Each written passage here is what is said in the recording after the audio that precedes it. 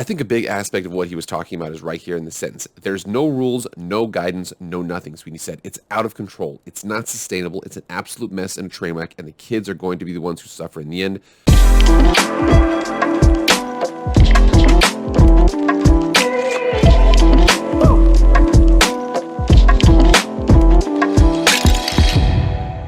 What is up, everybody? It is Jake with Master of Football, back at it again. Happy Monday. Thank you so much for being here. Never been here before? This is Jake with Master of Football.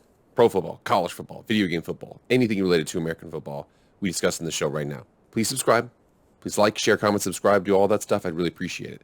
Without further ado, let's get into the video. All right, this video, we are going to attempt to answer several questions. Those questions are, what is going to happen to college football and college athletics going forward? There's a lot of questions out there. There's a lot of things that are happening, a lot of big things.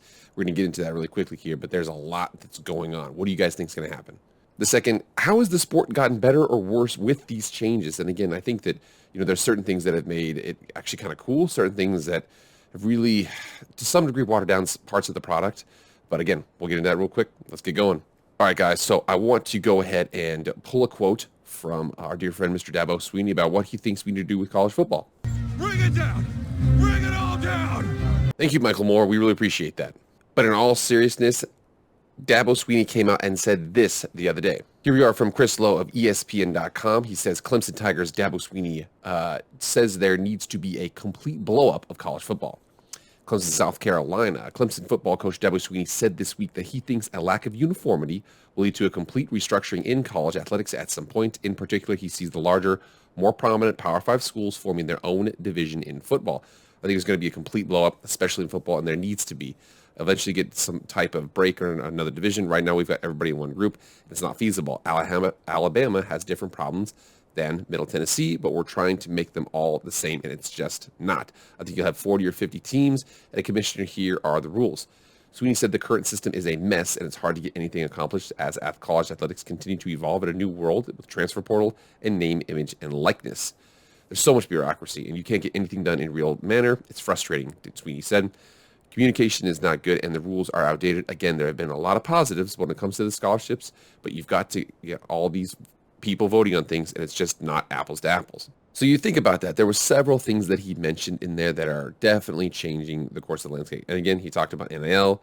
He talked about the transfer portal, how the shifting dynamics of college football right now. So I think that a big aspect of it, the game has shifted recently, especially because of the spread offenses and the RPOs have kind of come in. The game has changed on the field, but off the field it's changed a lot quicker too. Access, I mean, right now I don't think there's any real difference between playing in the Big Ten or playing in the Pac-12 or the SEC, just because if you can get yourself on TV, then it's not going to be that big of a deal in terms of recruiting. Again, I do think that's the reason why the Pac-12 kind of sucks right now, is because there are people who live in LA who can't watch their son play when they play at UW because they don't have the game locally. So that's a huge situation. But I mean, you think about even those situations you said right there, there's so much red tape.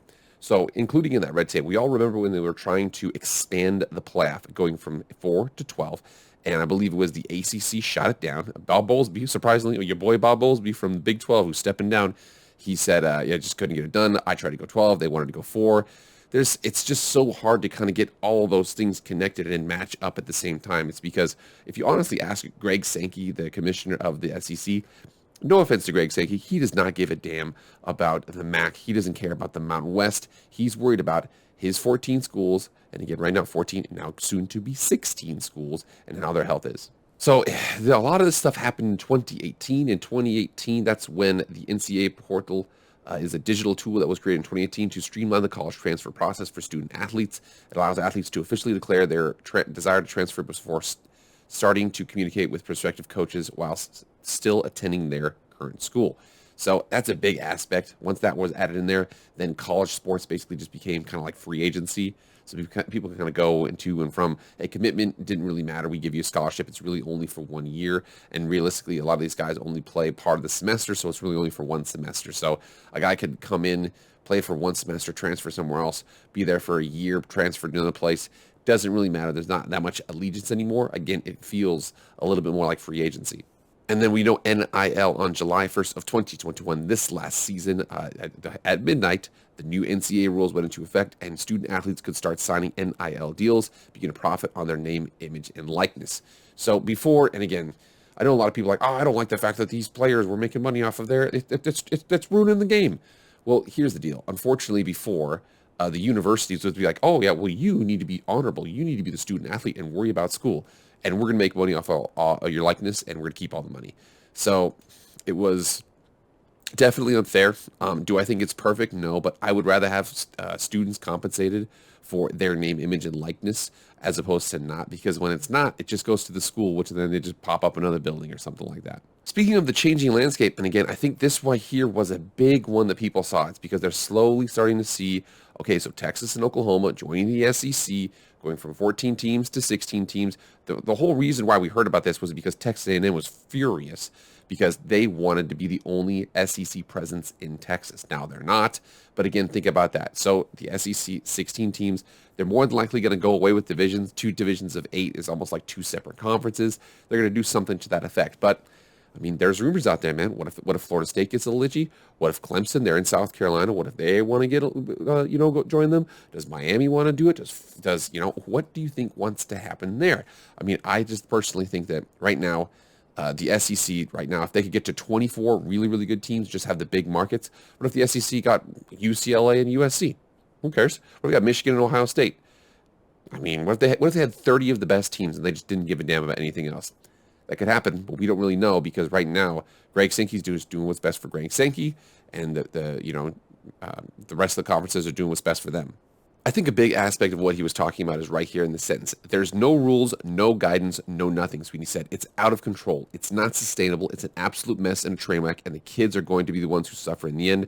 There are going to be a lot of kids that end up having no degrees, making hard decisions based on the wrong things. So he's talking about the fact that there's a lot of kids who are like, yo, dude, I'm going to go over here. I'm going to play here. I'm going to do this. I'm going to do that.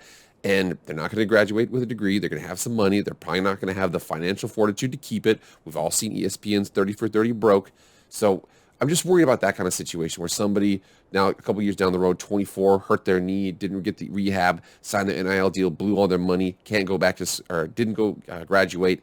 That could be a situation like that. But again, we're working ourselves through it. It's called progress. It's going to hurt for some time. I do think we're going to find our way through it. But again, I want to answer those questions. What do you guys think is going to result from all this situation? Do you think it's better? What's worse? What's going on there? Give me your guys' opinions right now. Get in the comments and let me know. All right, today this is a little bit of a shorter video. Okay, I'm tired from the weekend. Okay, I got sunburn on my arms, things like that. But anyways, I will see you guys tomorrow for Raider Tuesday. I am out.